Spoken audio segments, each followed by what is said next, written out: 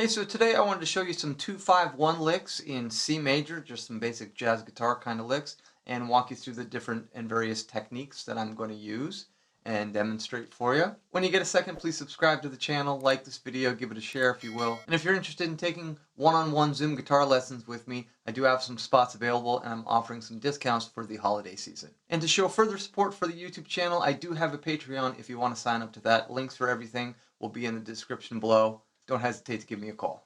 Okay, so breaking down this first lick, I call it a chromatic approach to third, the third of the chord or the arpeggio, with some triplet eighth notes. Now that's a common thing, you'll see Charlie Parker do that. We've got a chromatic approach from the half step below the third, in this case a D minor 7 chord. We're going to play an E up to an F, and then we're going to rock that triplet eighth note straight up the arpeggio starting on the third. Then we go up to the 9.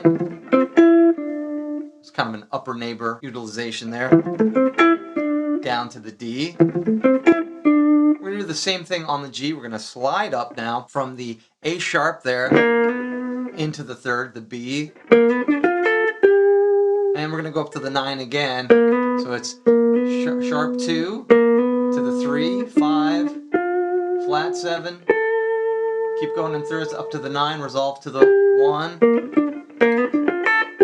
This is just a really nice melodic type of arpeggio. You're not just going right up 1, 3, 5, 7, 1, 3, 5, 7, right? You're starting on the third. There's that D minor. There's that G9, I guess, D minor 9, G9 we're kind of implementing. And then our C major 6. Kind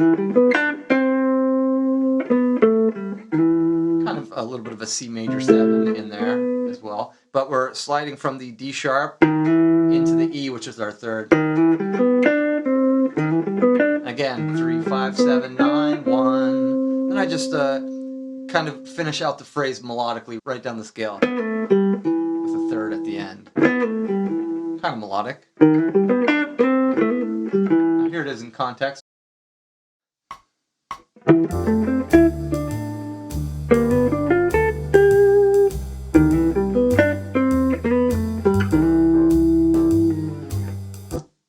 Alright, next up we've got our diatonic chord extension arpeggios. Here we're doing the full 13th chord of each chord that's diatonic in the key of C major. We've got a D minor 13, that's got that natural 6, think Dorian there. G dominant 7, adding our 9, 11, 13 as well. And on the C major 13 here, typically we'd be playing a major 7 sharp 11, but in this case I'm going to just play a major 13, and then in the arpeggio I'll play the 11 because it seems to work okay as an arpeggio note. Typically that's a no-no. You wouldn't want that conflict of a major third and a perfect fourth right next to each other as a chord. Like, it'd be okay here. It's like a dissonance we like, but we wouldn't want this one. That'd be too much of a dissonance. All right, here is the lick. Actually, let me show it to you real slow here. And to get into that upper part of the extension, you're really just playing the next triad, or I think, hold on. No, the next 7th chord arpeggio up a scale degree. So it'd be like D minor 7, skip up to the E, and that gives you really a D minor 13 extended arpeggio. So here's that D minor 13, and then the G dominant 13. You're really going up to the A minor 7 above the G dominant 7 arpeggio to give you the G13 arpeggio. And then we hit the C major 13. I do this little slide at the end just to make it more melodic. Alright, let's see what that sounds like in context.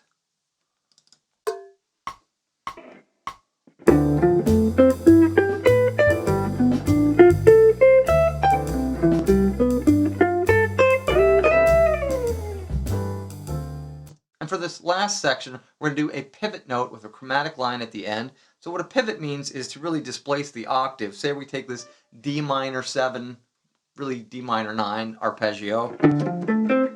That first note D, we're going to put it up the octave here.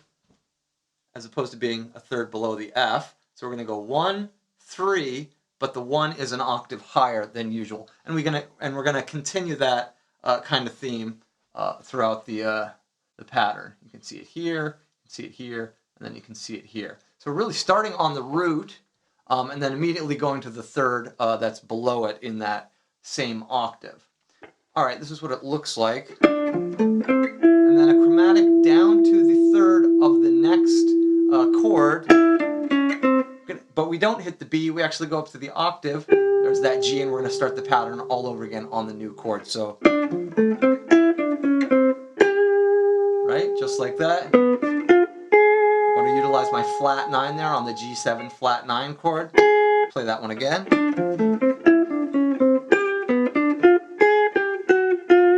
And then I hit the C there, and octave displacement, start on my third below.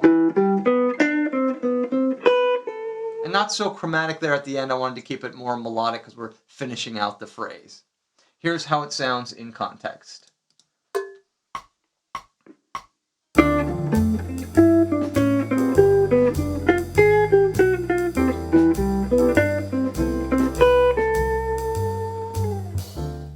And here's all three examples at once.